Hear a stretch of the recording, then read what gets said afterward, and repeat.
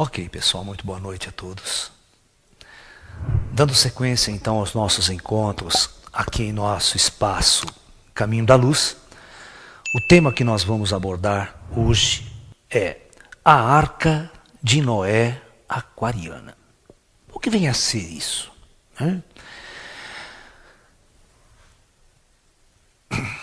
Se nós lembrarmos da Arca de Noé, né, a famosa antiga Arca de Noé, a lendária Arca de Noé, bíblica, né, está lá a velha história de que Deus,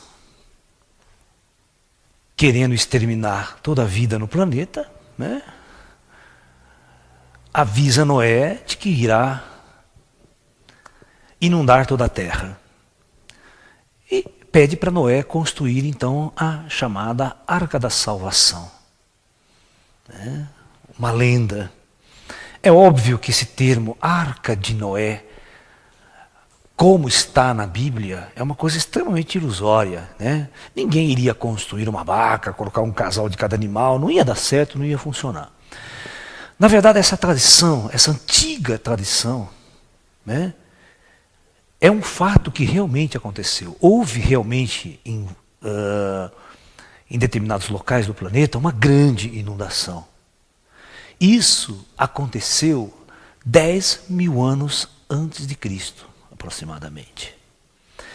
Esse fenômeno está intimamente ligado com o afundamento da Atlântida, com a grande catástrofe da civilização Atlântica.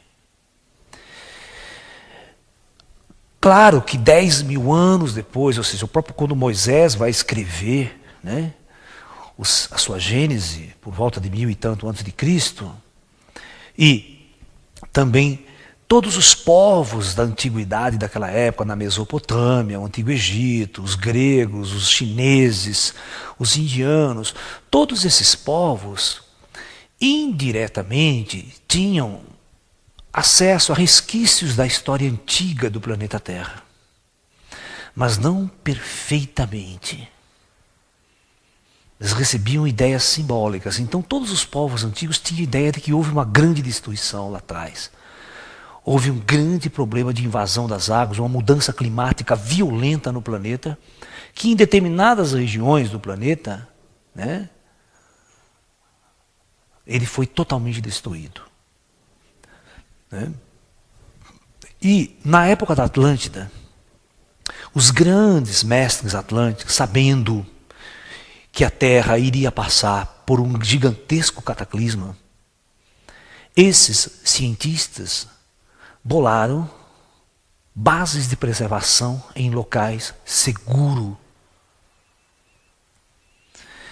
E esses mestres, escolhendo esses lugares especiais, construíram estruturas suficientemente avançadas para suportar o grande impacto geológico que iria passar a Terra naquela época atlântica. E eles levaram para essas bases de preservação toda a tecnologia atlântica, toda a mais avançada tecnologia da Atlântica. E também levaram matrizes genéticas de tudo o que eles poderiam levar, de plantas e animais, porque eles sabiam que muitas, mas muitas espécies iriam à extinção com essa catástrofe. E eles teriam que repovoar o planeta após esse período. Então eles precisavam preservar a matriz genética, os genes, para clonar, e também óvulos e tudo mais para fertilizar depois. Então essa é a verdadeira arca, levando um casal de cada animal. Mas não um animal físico que não daria uma logística para você manter, para dar comida para todo esse povo, né?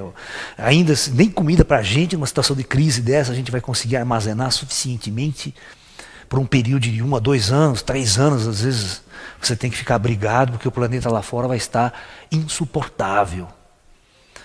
Então, após a grande catástrofe atlântica, quando o planeta Terra deu condições de sobrevivência, esses cientistas e esse grande número de pessoas que estavam nessas bases de preservação começaram a povoar o planeta novamente, munido da sua mais avançada ciência e tecnologia. Portanto, após esse período, entra, naquela época, o chamado período sobre o comando Astar, a Era da Luz. uma nova égide, uma nova época para a humanidade daquela época. No meu seminário Projeto Terra, eu mostro claramente todos esses segmentos, cada etapa que a humanidade viveu, tá? E porque nós vamos viver novamente essa etapa de transição planetária idêntica ao ciclo atlântico. É como os maias sempre previram em suas profecias, né? Os maias previram todas as grandes catástrofes do planeta, porque o maia sempre fez um calendário cíclico, mostrando que todos os eventos geológicos de grande envergadura são cíclicos, eles se repetem ao longo da história. E o calendário maia está exatamente baseado na contagem longa do tempo, que é uma contagem de 25 mil anos, aproximadamente. Né? E essa contagem divide-se em 5 grandes ciclos planetários, de 5.125 anos cada. E a cada 12 mil anos, aproximadamente, que é a metade desse ciclo, cada 12.500 anos, ocorre um ciclo muito violento na Terra. Tá?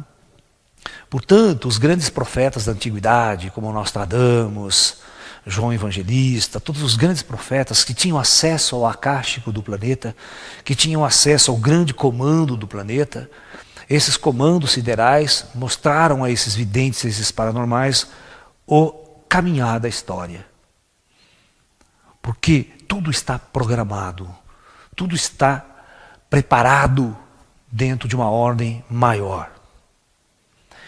E o que nós vamos conversar hoje é exatamente o problema de enfrentar esses grandes momentos de crise planetária. Presta bem atenção, vou colocar aqui bem claro, se esses eventos ocorrerem, o que é que nós podemos fazer para sobreviver? Onde nós deveremos montar as nossas arcas de Noé aquariana, nossas bases de preservação em locais seguros? Onde? Quais os locais mais seguros no Brasil, no nosso caso, nós somos brasileiros, para montar esses locais, essas bases? Então isso nós vamos discutir exatamente hoje. Tá? Onde nós devemos montar. E na próxima conferência nós vamos discutir como organizar grupos, né, humanos nessas bases de preservação. O que levar, como organizar as pessoas para dar certo, para não haver encrenca, briga, confusão. Tá? Então nós vamos estar conversando bastante sério e profundamente sobre esse tema hoje. Então hoje nós vamos falar sobre a Arca de Noé aquariana. Certo? Nós não vamos levar um casal de bicho para cá, certo? Mas vocês vão entender que o próprio governo americano, as próprias instituições que têm poder financeiro no mundo, com medo de um ataque nuclear massivo, eles construíram gigantescas bases operacionais para a preservação de muita coisa.